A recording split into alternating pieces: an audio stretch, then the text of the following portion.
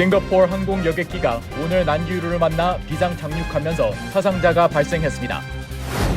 트럼프 전 대통령의 성추문 입막음 돈 의혹 사건으로 인한 형사 재판이 종료됐으며 28일에 최후 변론이 있을 예정입니다. 트럼프 전 대통령의 젊은 시절을 담은 영화가 칸 영화제에서 첫 선을 보였습니다. 그러나 트럼프 전 대통령 측은 영화 내용에 허위가 있다고 밝혔습니다. 어제 예일 대학교 졸업식에서 이스라엘과 하마스 간의 전쟁 이후로 학생 150여 명이 단체로 퇴장하는 일이 발생했습니다. 아이젠 등을 대상으로 한 최소 7,300만 달러 이상 규모의 암호화폐 투자 사기가 발생해 이러한 사기는 한인들도 타깃이 되고 있습니다. 뉴욕시 학생들이 올 9월 학기 시작에 맞춰 암니 카드를 수령하게 될 것으로 보입니다. 본격적인 여름을 앞두고 이번 주말 뉴욕시 해변이 공식 개장합니다. 뉴욕시 최종 행정 예산안에 배정된 노인국 예산이 지난 회계 연도보다 5% 이상 삭감된 것으로 나타났습니다.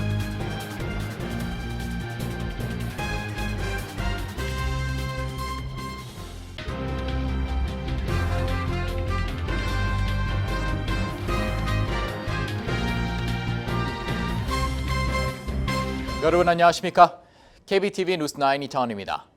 싱가포르 항공 여객기가 오늘 난기류를 만나 비상 착륙하면서 1명이 사망하고 30여 명이 부상을 입었습니다. 비행기는 영국 런던에서 출발해 싱가포르를 향하던 중 방콕 공항에 비상 착륙했습니다. 오늘의 첫 번째 소식 전상희 기자가 전해드립니다.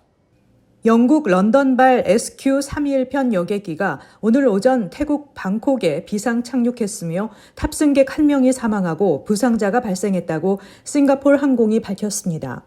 이 여객기에는 승객 211명과 승무원 18명이 탑승하고 있었습니다.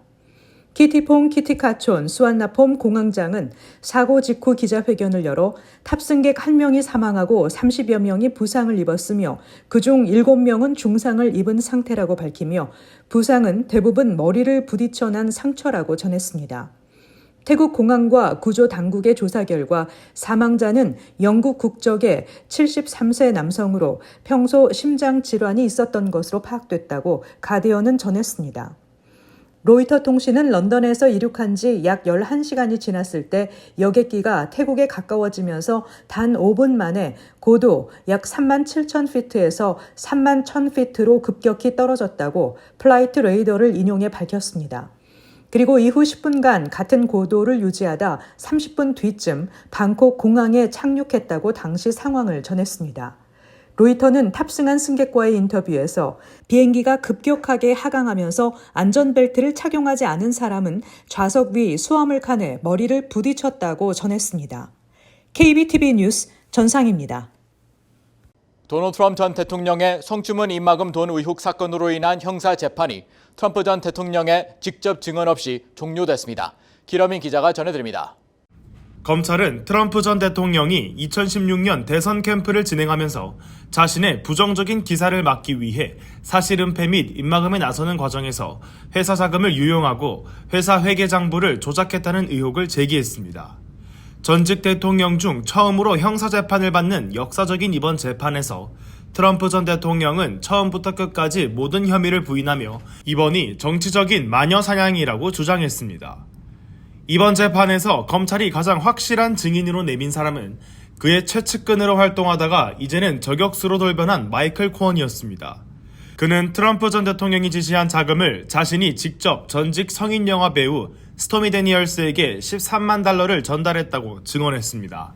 이후 회사에는 해당 자금을 법률 자문 비용으로 매달 지급하는 방식으로 자금을 유용했다고 밝혔습니다. 검사와 피고인 측의 변론이 모두 종료되면서 재판은 이제 마무리 국면에 접어들었습니다.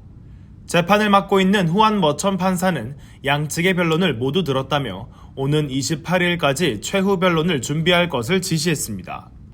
이에 따라 28일 최후 변론이 있을 때까지 공판이 열리지 않을 것으로 예상됩니다. 앞으로 재판 일정은 최후 변론을 모두 들은 이후 판사가 배심원단에 적용될 법률 등에 관해 자세히 설명하고 이어 배심원단은 판결을 위한 심리에 착수합니다. 결론에 대한 배심원단 합의가 이뤄지면 해당 판결에 따라 판사가 판결을 선고하며 이번 재판은 모두 마무리될 예정입니다. KBTV 뉴스 길련민입니다. 공화당 대선 후보인 도널드 트럼프 전 대통령의 젊은 시절을 담은 영화가 프랑스 칸 영화제에서 첫 선을 보이고 8분간 참석자들의 기립 박수를 받았습니다. 영화는 황금 종려상을 놓고 경쟁하기도 했습니다. 한편 트럼프 전 대통령 측은 영화 내용에 허위가 있다고 보고 소송을 준비 중인 것으로 알려졌습니다. 전상 기자가 전해드립니다. 1970년에서 1980년대 뉴욕에서의 트럼프 전 대통령의 모습을 담은 트럼프 전 대통령 전기 영화 어프렌티스가 칸 영화제에서 상영됐습니다. 영화는 야심찬 젊은 부동산 개발업자인 트럼프 전 대통령의 삶을 그렸는데 세바스찬 스탠이 트럼프 전 대통령 역을 맡았고 트럼프의 멘토로 알려진 로이 콘 역을 제레미 스트롱이 연기했습니다. 지금까지 총 3번 결혼한 트럼프 전 대통령의 첫 배우자인 아바나 트럼프 역은 영화 보라2에 출연했던 마리아 바칼로바가 맡았습니다. 영화는 큰 호평을 받았지만 트럼프 전 대통령 측은 영화에 분개하는 모습입니다. 트럼프 전 대통령 측은 가짜 영화 제작자들의 노골적인 허위 주장에 대응하기 위해 소송을 제기할 것이라며 이 쓰레기는 거짓말을 선정적으로 포장한 허구라고 평했습니다. 가장 논란이 되는 장면은 트럼프 전 대통령이 자신의 외모를 비난하는 아바나를 강간하는 장면입니다. 아바나는 이혼 소송 중 트럼프 전 대통령이 자신을 강간했다고 고발했지만 나중에 고소를 취하했습니다. 아바나는 2022년에 사망했습니다. 또 트럼프 전 대통령이 지방 흡입 수술과 탈모 수술을 받는 장면도 있습니다. KBTV 뉴스 전상입니다. 어제 예일 대학교 졸업식에서 교수진과 행정관들이 이스라엘과 하마스 간의 전쟁으로 갈등을 빚고 학생 150여 명이 단체로 퇴장하는 일이 발생했습니다. 기러민 기자입니다. 어제 커네티컷주 뉴헤이븐에 위치한 제323회 예일대학교 학위수여 졸업식에서 교수진과 행정관들이 이스라엘과 하마스 간의 전쟁으로 갈등을 빚고 학생 150여 명이 단체로 퇴장했습니다. 이 같은 사태는 피터 셀러비 총장이 졸업학사모와 가운을 입은 수천 명의 졸업생들과 함께 올드 캠퍼스 부지에서 대학별 졸업학위 수여자 발표를 하고 있을 때 발생했습니다. 졸업식 행사장 앞자리에 앉아있던 학생 150명이 일제히 무대를 등지고 일어서 행사장을 빠져나가며 행사 진행을 방해했습니다. 이들은 가자지구 전쟁을 즉시 중단할 것과 예일대학교와 무기제조업체 간 유착을 멈추라고 촉구했습니다. 학사모와 학위복을 입은 학생들은 팔레스타인 깃발을 들거나 모자에 팔레스타인 국기를 그려 넣었던 것으로 전해지며 학위복 위에 팔레스타인의 전통 스카프인 케피에를 두르기도 했습니다. 야외 시위 현장에서는 즉각 가자 전쟁을 멈춰라, 가자에는 졸업이 없다는 등의 문구가 적힌 피켓을 든 사람들이 포착됐으며 이들 중 일부는 피투성이가 된 손을 상징하는 붉은색 라텍스 장갑을 착용했습니다. 이들은 예일대학 내에서 시위를 하다가 체포된 45명의 이름을 언급하며 기소를 철회하고 표현의 자유를 보호하라고 구호를 외쳤습니다. 150여 명의 학생들이 단체로 돌발 행동을 하자 졸업식장은 술렁였지만 행사를 진행하는 무대 위에서는 이들의 행동에 대한 언급을 하지 않았습니다.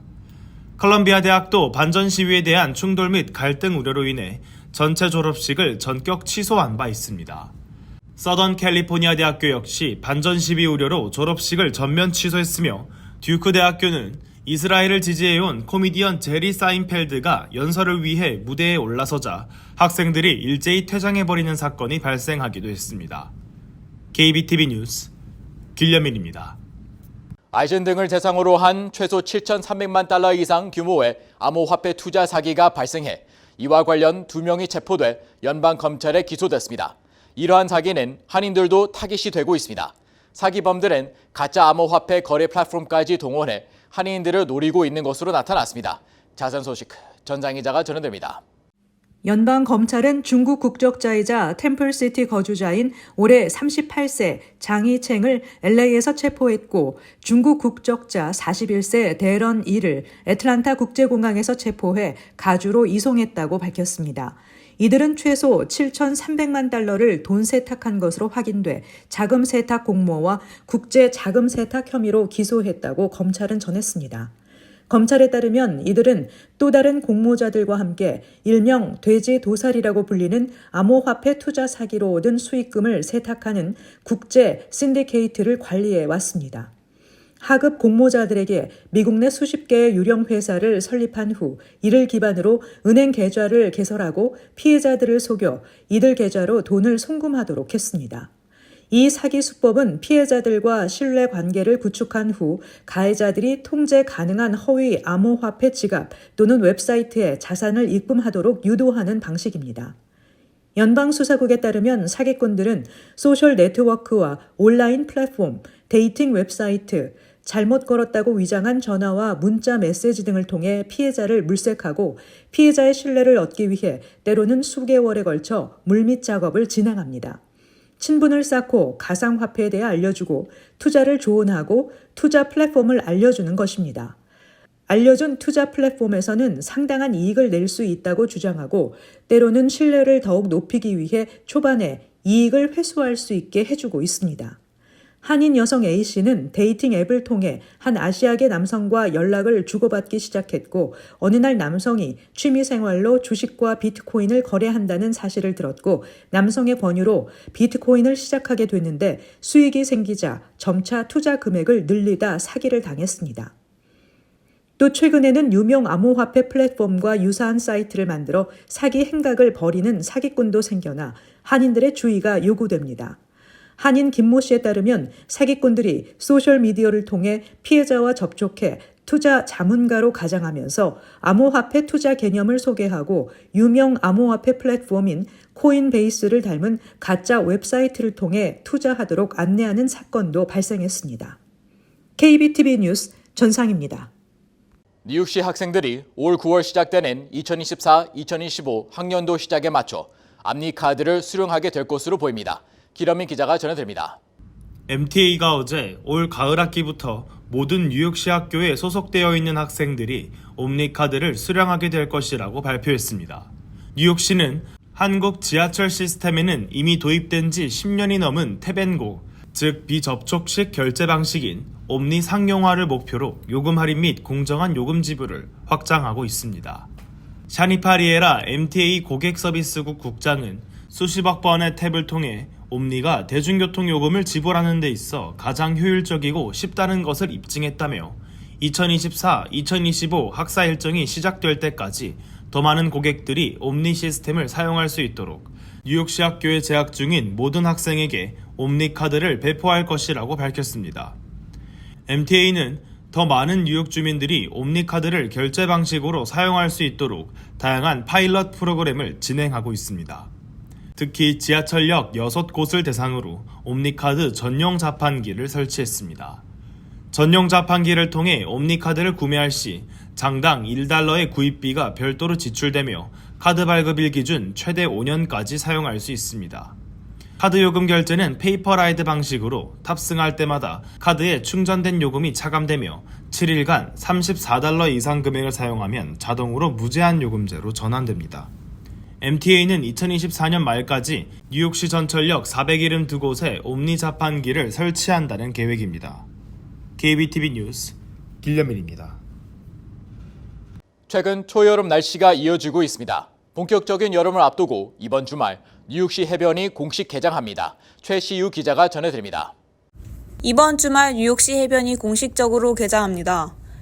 메모리얼 데이를 앞두고 뉴욕시는 비공식적인 여름의 시작을 알리며 해변가에서 선탠과 바닷소리를 즐길 수 있다고 밝혔습니다. 뉴욕시와 트라이스테이트 주 전역의 해변은 5월 25일 이번 토요일부터 9월 8일까지 개장합니다. 뉴욕시 5개 버러 모든 시 운영 해변이 무료로 대중에게 오픈되며 약 14마일에 걸친 해안가가 오픈되면서 본격적인 여름철 바깥놀이가 시작될 예정으로 인명구조요원은 매일 오전 10시부터 저녁 6시까지 현장에 배치됩니다. 인명구조요원이 현장에 없는 시간과 붉은 깃발로 접근 금지 표시가 되어 있는 구역에서는 수영이 금지됩니다. 캐시 호컬 뉴욕 주지사는 아름다운 주립 해변과 수영장, 공원을 방문하는 것은 더운 여름철 폭염을 식히는 가장 건강하고 쾌적한 방법 중 하나라며 주민들의 안전한 이용을 당부했습니다. KBTV 뉴스 최시우입니다. 2024-2025 회계연도 뉴욕시 최종 행정 예산안에 배정된 노인국 예산이 지난 회계연도보다 5% 이상 삭감된 것으로 나타났습니다. 뉴욕시 의원들은 최종 예산안이 그대로 통과될 경우 뉴욕시 노인 서비스가 축소될 것이라고 지적하고 있습니다. 전상희 기자의 보도입니다. 아담스 시장이 지난달 발표한 다음 회계년도 최종 행정 예산안에 배정된 시 노인국 예산은 4억 9,400만 달러로 이는 2023-2024 회계년도에 비해 2,800만 달러, 5% 이상 삭감된 금액입니다.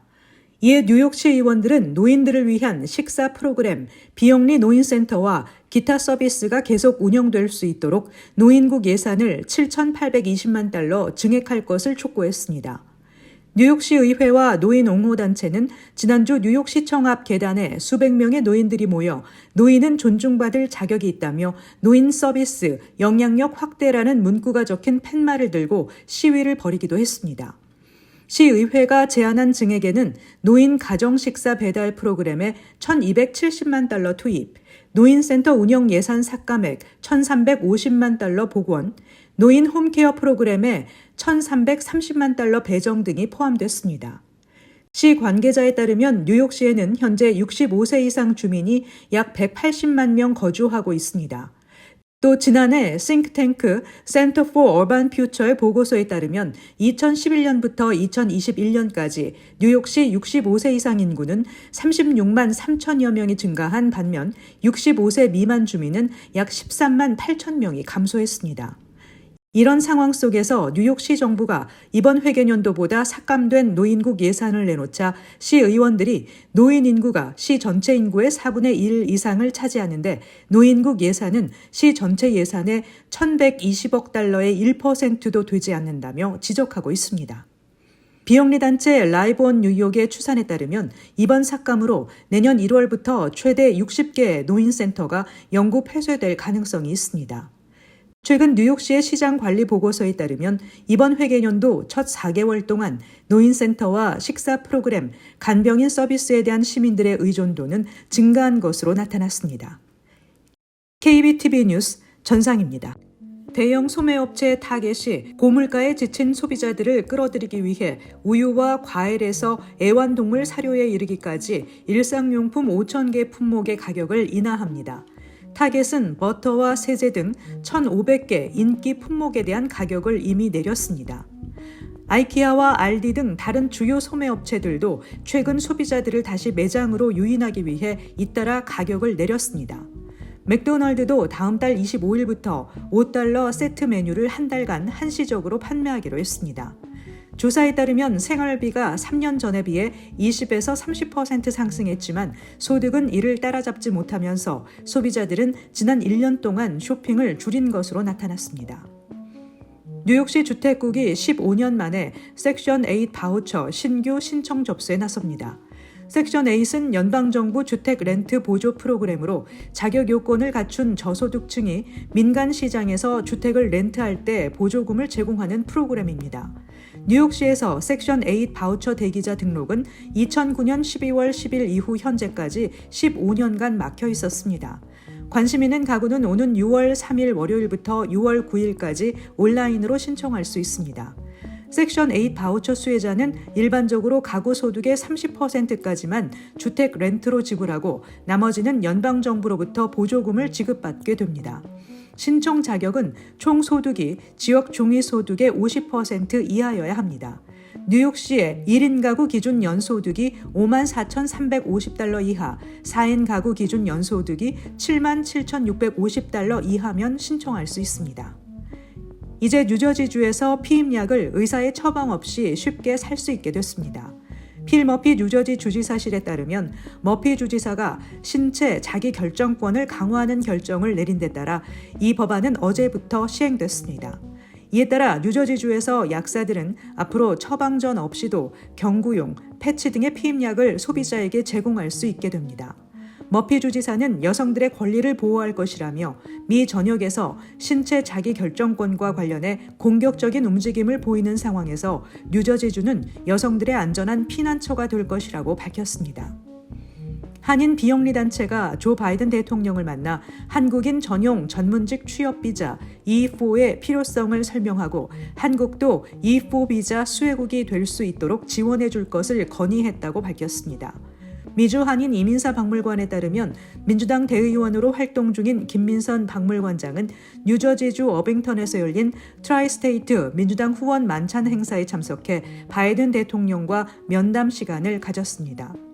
이 자리에서 김 관장은 미주 한인사회가 역이민과 미입국 비자 거부율 등으로 인해 점점 위축돼 가고 있다며 한국 기업들이 미국 내 투자를 늘리고 싶어도 숭늉공을 찾을 수 없어 어려운 실정이라고 밝혔습니다.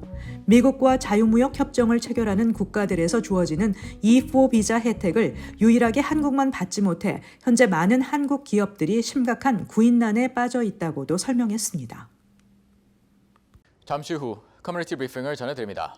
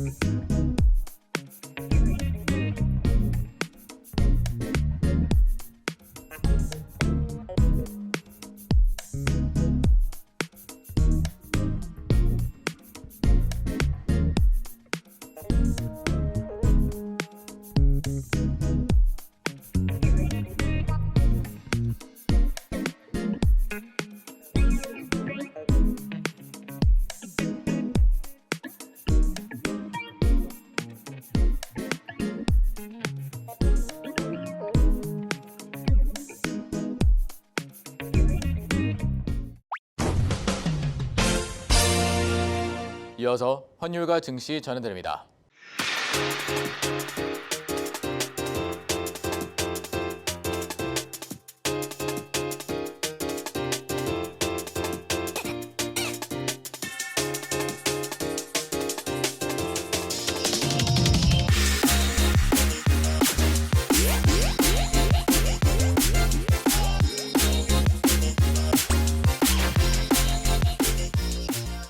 잠시 후 뉴욕과 뉴저지 날씨 전해드립니다.